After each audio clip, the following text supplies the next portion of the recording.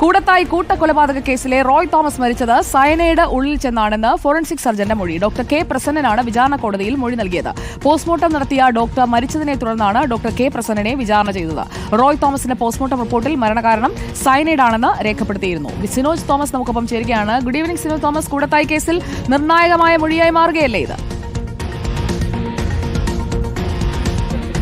സുജപാർവതി, good evening. തീർച്ചയായിട്ടും അങ്ങനെയാണ്. കാരണം കേരളം ഏറെ ഞെട്ടലോടെ കേട്ട കൂടത്തായി കൊലപാതക പരമ്പരയിലെ റോയ് തോമസ് കൊലപാതക കേസിന്റെ വിചാരണയാണ് കോഴിക്കോട് മാറാട് പ്രത്യേക കോടതിയിൽ നടക്കുന്നത്. ഈ കേസിലെ 123 നമ്പർ സാക്ഷിയാണ് കോഴിക്കോട് മെഡിക്കൽ കോളേജിലെ ഫോറൻസിക് വിഭാഗം മേധാവി കൂടിയായിരുന്ന ഡോക്ടർ കെ പ്രസന്നൻ. അദ്ദേഹമാണ് നിർണായകമായ മൊഴി കോടതിയിൽ നൽകിയിരിക്കുന്നത്. അതായത് റോയ് തോമസിന്റെ പോസ്റ്റ്മോർട്ടം റിപ്പോർട്ടും കോടതി തെളിവായി രേഖപ്പെടുത്തിയിരിക്കുന്നുവെന്നാണ് പറയുന്നത്.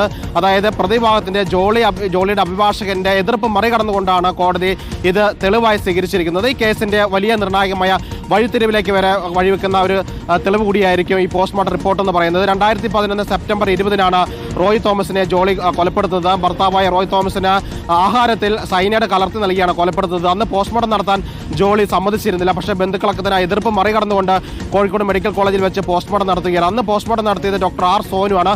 അദ്ദേഹം നിലവിൽ ജീവിച്ചിരിപ്പില്ല. അതുകൊണ്ടാണ് അന്നത്തെ വകുപ്പ് മേധാവിയെ തന്നെ പ്രോസിക്യൂഷൻ സാക്ഷിയായി ചേർത്തിരിക്കുന്നത്. ഈ 6 കൊലപാതകങ്ങളാണ് ജോളി തോമസ് നടത്തിയത്. അതായത് റോയ് തോമസ് ഉൾപ്പെടെയുള്ള അദ്ദേഹത്തിന്റെ മാതാപിതാക്കൾ ഉൾപ്പെടെയുള്ള 6 അടുത്ത ബന്ധുക്കളെയാണ് ജോളി തോമസ് വിവിധ കാലയളവിൽ, അതായത് 2002 മുതൽ 2014 വരെയുള്ള 14 വർഷങ്ങൾക്കിടയിൽ കൊലപ്പെടുത്തിയത്. അതിൽ ഏറ്റവും കൂടുതൽ തെളിവുള്ള കേസാണ് റോയ് തോമസിന്റെ കേസ്. കാരണം അന്ന് പോസ്റ്റ്മോർട്ടം നടത്തിയ ഒരു മൃതദേഹം മാത്രം ഇതാണ്, റോയ് തോമസിന്റെ മൃതദേഹമാണ്.